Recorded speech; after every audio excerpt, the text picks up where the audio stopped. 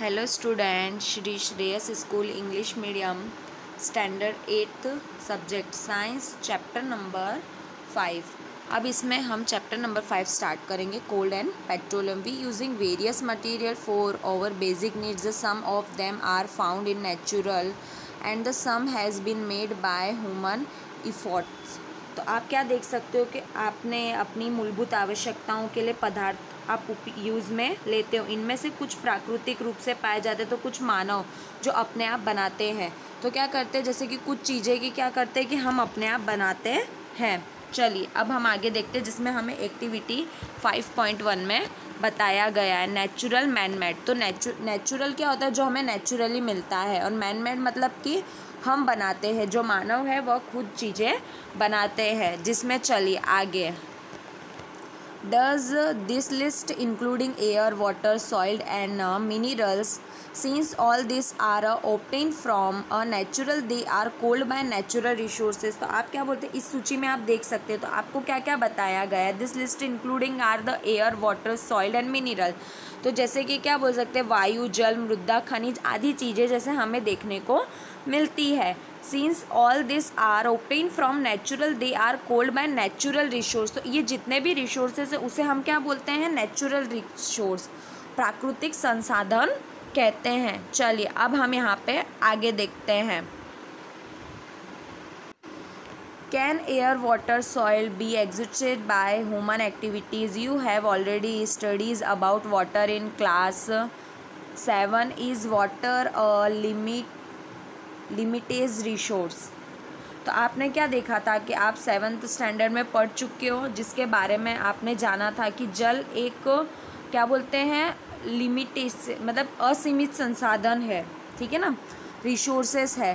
तो आप इसके बारे में इंफॉर्मेशन ले चुके हो। In this light of availabilities of various resource in a nature and natural resources can be the broadly classified into a 2 kinds. तो अब क्या किया गया है, जो प्राकृतिक संसाधन है, जो प्राकृतिक संसाधन व्यापक रूप से कितने में डिवाइड किए गए हैं, 2 में डिवाइड किए गए। देखिए यहाँ पे हमें बताया गया है। फर्स्ट है इनएग्जिस्टेबल नेचुरल रिसोर्स। तो इसका मतलब क्या होता है, अक्षय प्राकृतिक संसाधन। This resource are present in a unlimited quantity in a natural and are not likely to be the existed by a human activities। examples are sunlight, air। तो आप क्या बोल सकते हो, ये क्या ऐसी जो असीमित मात्रा में जो हमें चीज़ें मिल रही है, जो कभी कभी ख़त्म नहीं हो सकती, nature and are not likely to be the existed by human activities. तो ये क्या है, अनलिमिटेड है, कभी ये ख़त्म नहीं हो सकती। तो कौन सी चीज़ है, एक तो सनलाइट और एयर। तो क्या बोलते हैं, सूर्य प्रकाश और हवा जो हमें मिलती है। Exhaustible natural resource, the amount of this resource in a nature is limited, they can be the existed by a human activity। example of this resource are a forest, wildlife, minerals, coal, petroleum, natural gas। तो आप क्या कह सकते हो कि जो nature से हमें मिल रहा है, ठीक है, तो जिस तरीके से क्या हो सकता है, वो कुछ चीज़ें जो क्या होती है, ख़त्म हो जाती है, जैसे फॉरेस्ट, जंगल, वाइल्ड लाइफ जो प्राणियों की जो लाइफ है, मिनरल्स, तो पेट्रोलियम, ये गैस, नेचुरल गैसेस है। तो ये क्या होते हैं, धीरे धीरे क्या होते जाते हैं, ख़त्म होते जाते हैं। अब आगे हम 5.2 में अब हम आगे देखेंगे।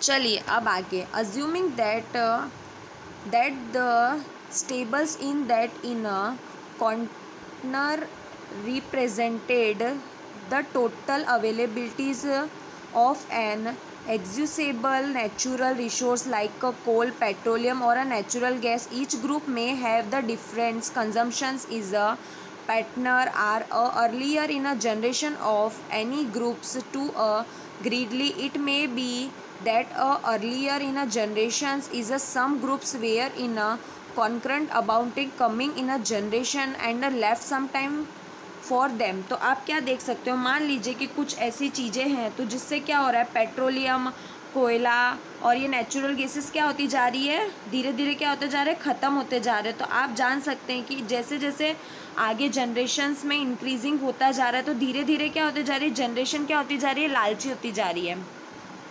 तो लालच बढ़ने की वजह से क्या होता जा रहा है, जो आने वाली पीढ़ी है, हमारा आने वाला समय, उन लोगों को ये चीज़ें नहीं मिल सकती। तो ये हमारे लिए एक सोचने की बात है कि क्यों उन लोगों को ये चीज़ें नहीं मिल सकती, क्यों धीरे धीरे ये सारी चीज़ें ख़त्म होती जा रही है।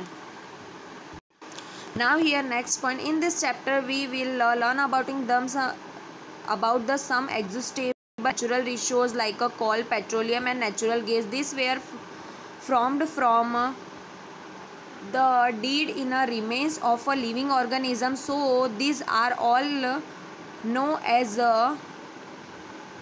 fossil fuels. तो आप क्या देख सकते हो, आपने यहाँ पे क्या देखा कि हम किसी चीज़ के बारे में अब जान रहे हैं। तो जैसे क्या हो गया, कोयला, पेट्रोलियम, प्राकृतिक गैस, तो धीरे धीरे क्या होते जा रहे हैं, ये ख़त्म होते जा रहे हैं। तो हम इनको किस तरीके से मतलब कि किस तरीके से वापस ला सकते हैं, या प्राणियों के मृत्यु से होता है, इसी तरीके से हम आगे अब इन्फॉर्मेशन लेंगे।